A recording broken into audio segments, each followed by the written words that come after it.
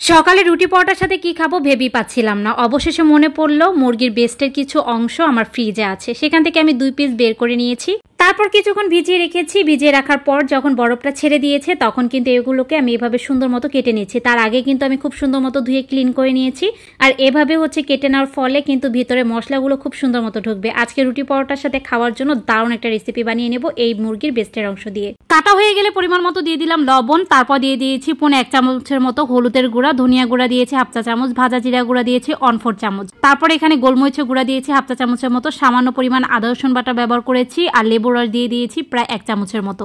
এখন দিয়ে দিচ্ছি টমেটো সস। টমেটো সসটা দিতে গিয়ে দেখলাম যে টমেটো সসই শেষ হয়ে গেছে। বাচ্চারা যে পরিমাণ সস খায় কি আর বলবো, মানে ফ্রিজে রাখাই যায় না, খেয়ে শেষ করে ফেলে। গতবার তো বানিয়ে নিয়েছিলাম, সেটাও শেষ। আর এখন যেটা ব্যবহার করেছি সেটা কি জানেন, সেটা হচ্ছে বিস্কুটের গুঁড়া। আমি বিস্কুটের গুঁড়াটাকে ব্লেন্ডারে দিয়ে একটু সুন্দর মতো একটু গুঁড়ো করে নিয়েছি, মানে একটু দানা দানাও রেখেছি, পুরো কিন্তু গুঁড়ো করে ফেলিনি। সরিষার তেল দিয়ে দিলাম 1 চামচের মতো। আপনারা চাইলে কিন্তু বিস্কুটের গুঁড়ার পরিবর্তে ব্রেডক্রাম্বস মানে পাউরুটির গুঁড়াটাও ব্যবহার করতে পারেন।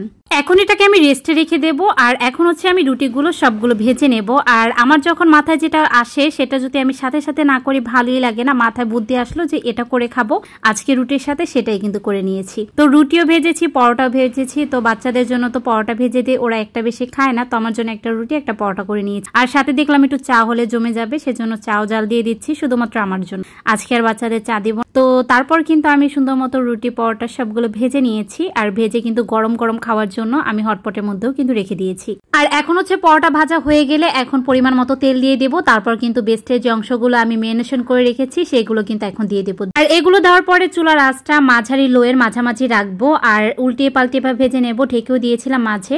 এখন যেটা দিচ্ছি সেটা হচ্ছে সয়া সস। সয়া সসটা কিন্তু প্রথমেই দেওয়া দরকার ছিল, যেটা আমার একদমই খেয়াল ছিল না। তো যখনই খেয়াল এসেছে তখনই কিন্তু দিয়ে দিয়েছি। আর দিয়ে আবারও কিন্তু বেশ কিছুক্ষণ থেকে ভেজে নিয়েছি। আপনারা হয়তো ভাবতে পারেন এ পর্যায়ে সয়া সসটা দিয়েছি ভালো লাগবে না বা স্বাদটা ভিন্ন আসবে, কিন্তু না, অনেক মজা হয়েছিল খেতে। একবার ট্রাই করে দেখতে পারেন। মাশাআল্লাহ এত বেশি ভালো লেগেছিল, আমি ভাবতেই পারিনি এতটা মজা হবে। আমার বাচ্চাটা খুব তৃপ্তি নিয়ে খেয়েছে। ওরা তো মুরগির মাংসটা তেমন একটা পছন্দ করে না, কিন্তু গরু মাংসটা খুব বেশি পছন্দ করে। আজকে ওদের পরোটার সাথে ডিম সুজিটা বাদ দিয়ে তারপরে কিন্তু এটা দিয়েছিলাম।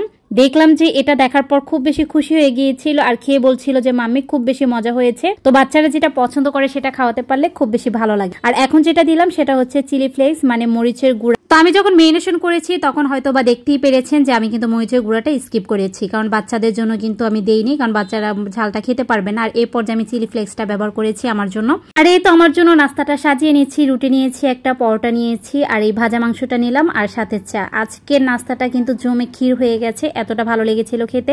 রুটির সাথে প্রতিদিন ডিম, হালুয়া, একঘেয়েমি ভাজি একদমই ভালো লাগে না। মাঝে মধ্যে ডিফারেন্ট কিছু হলে খেতেও ভালো লাগে আর খাওয়ার প্রতি রুচিও বাড়ে।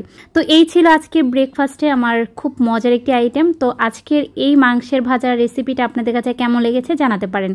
নেক্সট আরেকটি ভিডিওর সাথে দেখা হয়ে যাবে। আজ এখানে বিদায় নিচ্ছি। সবাই অনেক বেশি ভালো থাকবেন। আল্লাহ হাফেজ।